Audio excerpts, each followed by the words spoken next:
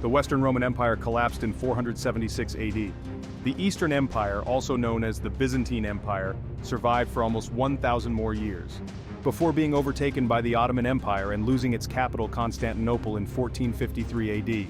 But was this truly the end of Rome? Or did it morph into other empires that are still world powers to this very day?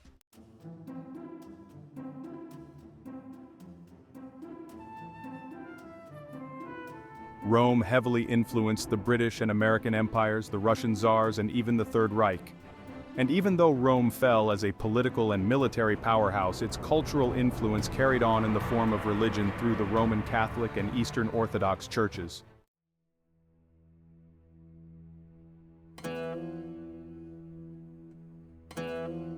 Throughout history, the papacy has anointed many of Europe's kings and solidified their right to reign.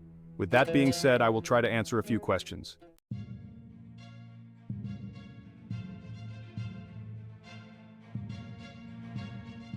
Do any of the modern-day rulers have a connection to Rome? Are we still under the rule of the Roman Empire?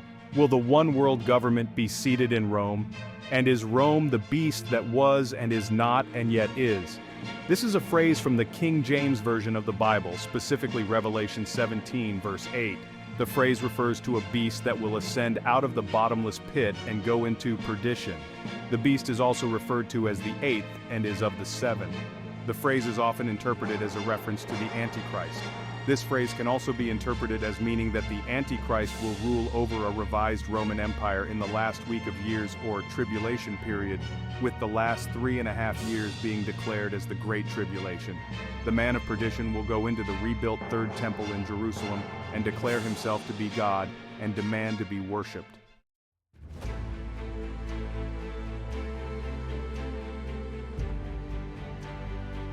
Julius Caesar invaded Britain twice in 55 and 54 BC. On the first occasion, Caesar took with him only 2 legions and achieved little beyond a landing on the coast of Kent. The second invasion consisted of 800 ships, 5 legions, and 2,000 cavalry. The force was so imposing that the Celtic Britons did not contest Caesar's landing, waiting instead until he began to move inland.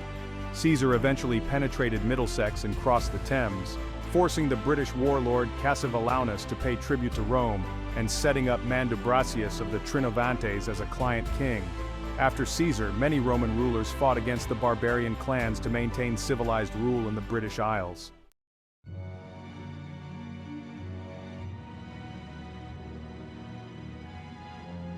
In AD 122, in the reign of the Emperor Hadrian, the Romans began erecting what is now known as Hadrian's Wall, which at the time was Rome's northernmost border. It was not only a defensive structure, but also a symbolic statement of Rome's imperial power, marking the border between the so-called civilized world and the barbarian wilderness. The Antonine Wall, constructed at the order of Roman Emperor Antoninus Pius in 142, was a turf fortification on stone foundations built by the Romans across what is now the central belt of Scotland, between the Firth of Clyde and the Firth of Forth. It became Rome's furthest reach into the Isles. Rome's conquest of Britain would only last a few hundred years because in 454, when the last emperor, Julius Nepos, was murdered, his death brought about the end of the Western Roman Empire. While Roman imperial force died off with Nepos, its religious sway is said to have begun with Aristobulus of Britannia, a Christian saint named by Hippolytus of Rome and Dorotheus of Gaza as one of the 70 disciples mentioned in Luke 10:1-24, and is considered to be the first bishop in Roman Britain. Christian influence continued until the time of King James and beyond.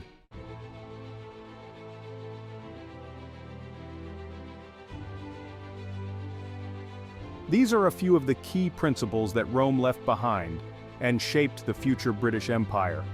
Britons could not read or write before the arrival of the Romans. Latin was introduced and remained the language of education, law, and literature for 1,000 years after the end of the Roman Empire. Rome converted to Christianity in 313 AD, and Christian influence was gradually introduced into Britain, where it supplanted the pagan beliefs of the indigenous culture. One of the world's major cities began as a Roman fort named Londinium on the banks of the River Thames. It became a pivotal trading hub and grew into the largest city in Britannia. The Roman Empire left an archaeological mark in Britain in the ruins of forts, Roman baths, and other ancient sites. The British Empire comprised the dominions, colonies, protectorates, mandates, and other territories ruled or administered by the United Kingdom and its predecessor states. It began with the overseas possessions and trading posts established by England in the late 16th and early 17th centuries. At its height in the 19th and early 20th centuries, it was the largest empire in history, and it is said that the British Empire controlled so much territory that the sun never set on it, and for a century it was the foremost global power.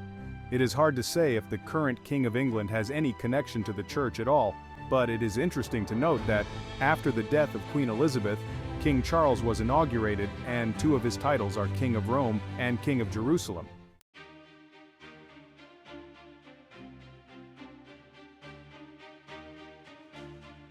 The Pilgrims, a small group of separatists, sought religious freedom during a time of intense conflict in England over the Church of England's practices.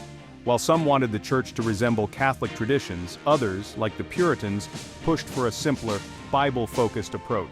The Pilgrims took a bolder stance, wanting complete separation from the Church of England. This made them targets for punishment, as they believed in choosing their own church leaders.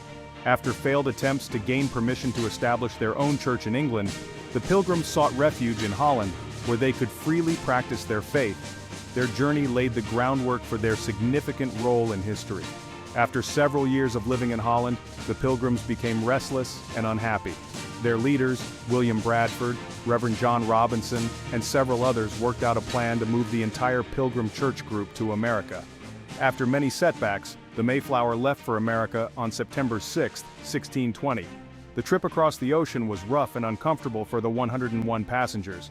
On November 11, 1620, the Pilgrims spotted Cape Cod after being granted permission to settle in northern Virginia, an area extending to modern-day New York. Rough waters forced them back to Cape Cod, where they established the Mayflower Compact, laying the foundation for European self-government in the New World. After signing the Mayflower Compact, the Pilgrims decided to look over Cape Cod as a place to settle. They sent out 3 separate discovery expeditions to see what the area had to offer. During these discoveries, they found their first fresh water, took some Indian corn, and almost had a battle, called the First Encounter, with some Native Americans. Cape Cod had many good features, but after a month of searching, it was decided to finally settle in Plymouth. In the name of God, Amen.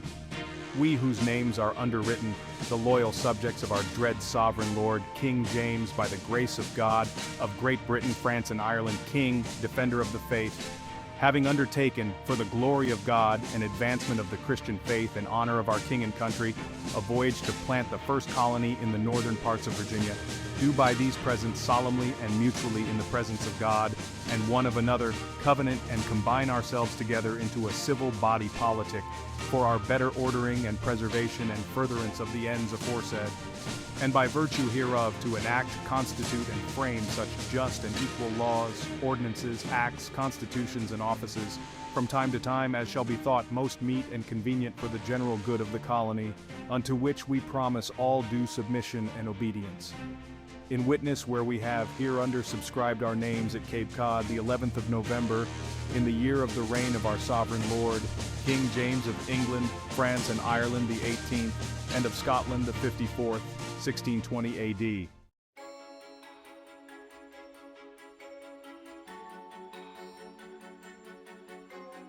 Although the United States of America is a relatively young country, it is heavily influenced by the government of ancient Rome. The founding fathers of the United States were well versed in the classics, and they drew upon the Roman Republic as a model for the newly formed United States of America. Many of the principles of the U.S. Constitution, such as federalism, the separation of powers, and checks and balances, are directly inspired by the Roman Republic. In addition, the symbols of the U.S. government, such as the eagle and the laurel wreath, also have their origins in ancient Rome. There are many ways in which ancient Rome has influenced the American government.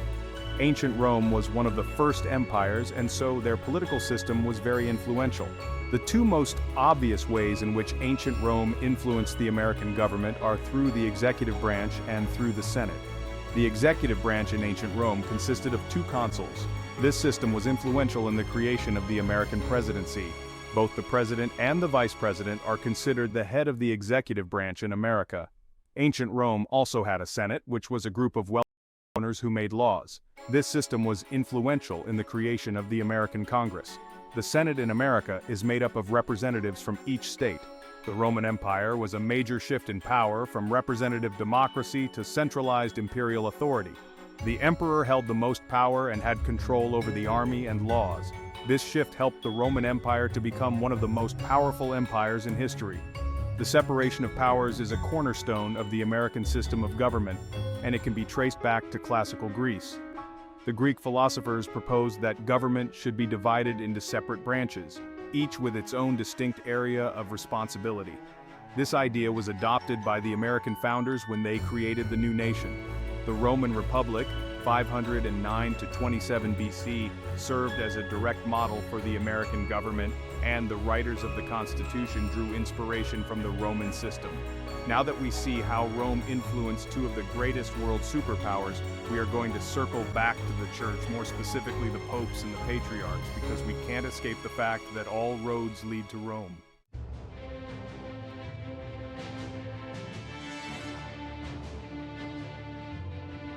The Catholic Church, also known as the Roman Catholic Church, is the largest Christian church, with 1.28 to 1.39 billion baptized Catholics worldwide as of 2024. It is among the world's oldest and largest international institutions and has played a prominent role in the history and development of Western civilization. The church consists of 24 sui juris churches, including the Latin Church, and 23 Eastern Catholic churches, which comprise almost 3,500 dioceses and eparchies located around the world. Some sources suggest a value as high as $265.62 billion, while others put it closer to $47.24 billion due to limited public data on the church's finances. Former totals the value of land, real estate investments and holdings of the Catholic Church and its institutions. Throughout history and into modern times, the Roman Catholic Church has shaped the course of humanity.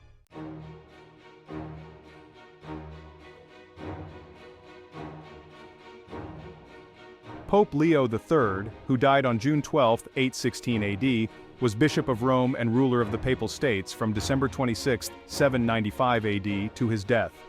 Protected by Charlemagne from the supporters of his predecessor Adrian I, Leo subsequently strengthened Charlemagne's position by crowning him emperor. The coronation was not approved by most people in Constantinople, although the Byzantines, occupied with their own defenses, were in no position to offer much opposition to it. Charlemagne's father, Pepin the Short, defended the papacy against the Lombards and issued the Donation of Pepin, which granted the land around Rome to the Pope as a fief.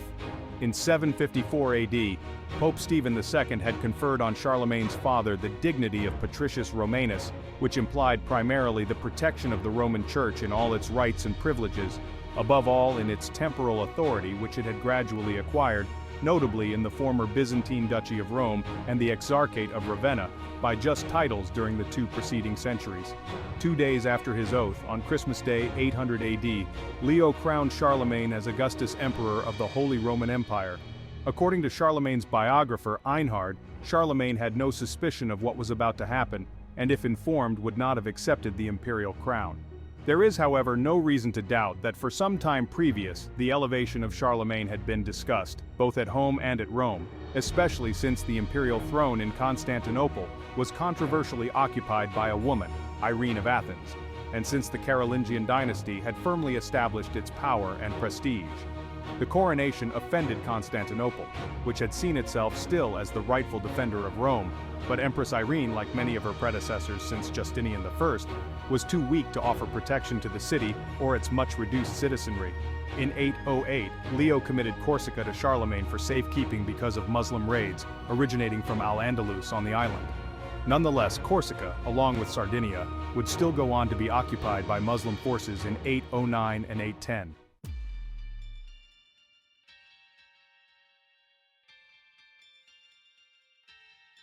Nazi Germany, officially known as the German Reich and later the Greater German Reich, was the German state between 1933 and 1945 when Adolf Hitler and the Nazi Party controlled the country, transforming it into a totalitarian dictatorship. The Third Reich, meaning Third Realm or Third Empire, referred to the Nazi claim that Nazi Germany was the successor to the earlier Holy Roman Empire, from 800 to 1806, and German Empire from 1871 to 1918. The Third Reich, which the Nazis referred to as the Thousand-Year Reich, ended in May 1945 after only 12 years, when the Allies defeated Germany and entered the capital, Berlin, ending World War II in Europe. After Hitler was appointed Chancellor of Germany by the President of the Weimar Republic, Paul von Hindenburg, on January 30, 1933, the Nazi Party began to eliminate political opposition and consolidate power. Hindenburg died on August 2, 1934, and Hitler became dictator by merging the powers of the Chancellery and Presidency. A 1934 German referendum confirmed Hitler as sole Führer, or leader. Power was centralized in Hitler's person, and his word became the highest law. Hitler's Pope is a book published in 1999 by the British journalist and author John Cornwell that examines the actions of Eugenio Pacelli, who became Pope Pius XII before and during the Nazi era, and explores the charge that he assisted in the legitimization of Adolf Hitler's Nazi regime in Germany through the pursuit of a Reichskonkordat in 1933. The Reichskonkordat, or Concordat between the Holy See and the German Reich, is a treaty negotiated between the Vatican and the emergent Nazi Germany.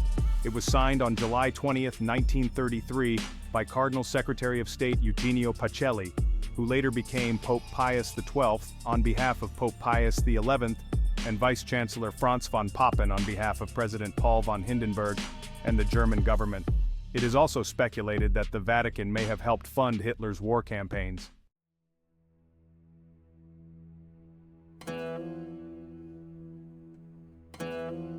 After the fall of Constantinople in 1453, the Orthodox Church moved to Moscow and labeled it the Third Rome. During the 15th century, the Russian Church was pivotal in the survival and life of the Russian state. Such holy figures as Sergius of Radonezh and Metropolitan Alexis helped the country to withstand years of Tatar oppression, and to expand both economically and spiritually. At the Council of Florence in 1439, a group of Orthodox leaders agreed upon terms of reunification with Rome. The Moscow Prince Vasily II, however, rejected Florence's concessions to Rome and forbade the proclamation of the Acts of the Council in Moscow in 1452. Metropolitan Isidore, who had signed the council's acts, was expelled from his position for apostasy in the same year. In 1448, the Russian Church in Moscow became effectively independent from the Patriarchate of Constantinople, when the Russian bishops in Moscow elected their own primate Jonas, a Russian bishop, without recourse to Constantinople. The Russian Church within the bounds of the Grand Duchy of Moscow was thenceforth effectively autocephalous. Metropolitan Jonas, like his predecessors, was given the title of Metropolitan of Kiev and All Rus, but his successors styled themselves as Metropolitans of Moscow and All Rus. 5 years later, Constantinople fell to the Ottoman Turks.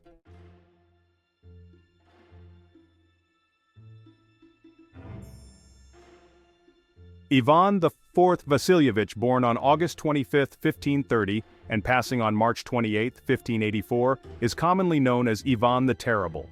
He was the Grand Prince of Moscow and all Russia from 1533 to 1547, and the first Tsar and Grand Prince of all Russia from January 16, 1547, until his death in 1584. Tsar is a title historically used by Slavic monarchs. The term is derived from the Latin word Caesar, which was intended to mean emperor in the European medieval sense of the term. A ruler with the same rank as a Roman emperor, holding it by the approval of another emperor or a supreme ecclesiastical official, but was usually considered by Western Europeans to be equivalent to king. Ivan's reign was characterized by Russia's transformation from a medieval state to an empire, but at an immense cost to its people and long-term economy. Since 1542, Ivan had been greatly influenced by the views of the Metropolitan of Moscow Makary, who encouraged the young Tsar in his desire to establish a Christian state based on the principles of justice. Ivan's government soon embarked on a wide program of reforms and the reorganization of both central and local administration. Church councils summoned in 1547 and 1549 strengthened and systematized the Church's affairs, affirming its orthodoxy and canonizing many Russian saints. In 1549, the First Zemsky Sobor was summoned to meet in an advisory capacity. This was a national assembly composed of boyars, clergy, and some elected representatives of the new service gentry. In 1550, a new, more detailed legal code was drawn up that replaced one dating from 1497. Russia's central administration was also reorganized into departments, each responsible for a specific function of the state. The conditions of military service were improved, the armed forces were reorganized, and the system of command altered so that commanders were appointed on merit rather than simply by virtue of their noble birth. The government also introduced extensive self-government, with district administrators elected by the local gentry. Ivan the Terrible is quoted stating, "I will not see the destruction of the Christian converts who are loyal to me, and to my last breath I will fight for the Orthodox faith." Ivan was a keen follower of Christian orthodoxy. He encouraged the church's freedoms to a point, providing its power didn't encroach on his own authority. Ivan staunchly defended his right to power as a divine gift under God. This concept of the divine right to rule would have been trusted by various monarchs of differing denominations across Europe at the time. Similarly, the emperors of China considered their right to rule a mandate of heaven.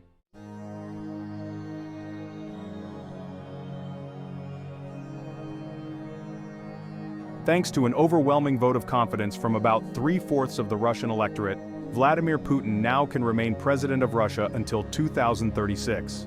He will be 84 years old when he completes the second of the 2 additional 6-year terms that Russian voters awarded him in a referendum that ended on June 30th. The move came as part of sweeping constitutional changes that would essentially make Putin president for life. This is also like what Gaius Julius Caesar did in early 44 BC when he was proclaimed dictator for life. The similarities don't end there because Putin bears an uncanny resemblance to Caesar. Ivan the Terrible was Russia's first Tsar, and maybe Vladimir Putin could be considered a modern-day Tsar, which means Caesar.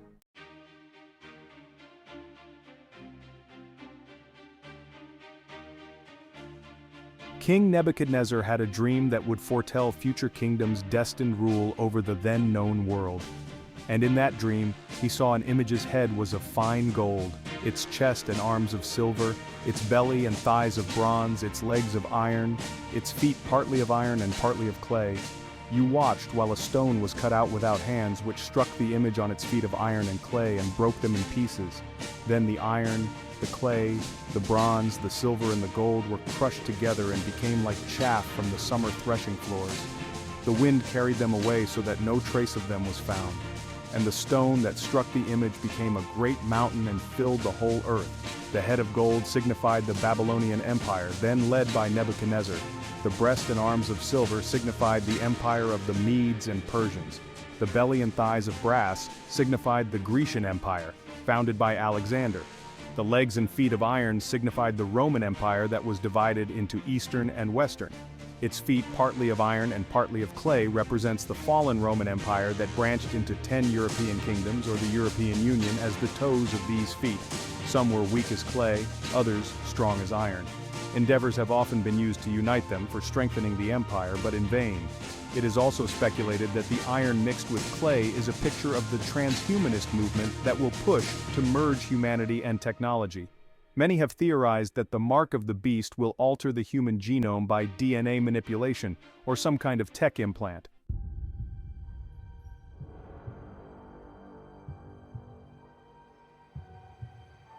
In 2019, we saw something that has not been seen since the beginning of history. All world governments were unified in response to handle a global threat. Could this be seen as the start of a one-world government? Could trusting the science be the beginning of the one world religion? Will digital currency be the beginning of the one world monetary system?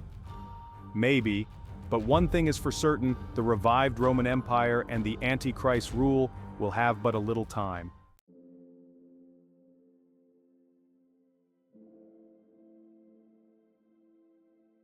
Because the stone cut out without hands that struck the heel of Nebuchadnezzar will become a mountain, and that mountain represents the kingdom of our Lord Jesus Christ, which will be set up upon the ruins of Satan's kingdom, and all other mountains will melt like wax before him. This was the stone which the builders refused because it was not cut out by human hands, but it has become the headstone of the corner. Christ's government will be perfect, righteous, and peace there shall have no end. The Lord of Lords shall reign not only to the end of time, but when time and days shall be no more, his reign will be eternal. As far as events have gone, the fulfillment of this prophetic vision has been most exact and undeniable. Future ages shall witness this stone destroying Nebuchadnezzar's image and filling of God's glory in the whole earth. All praises.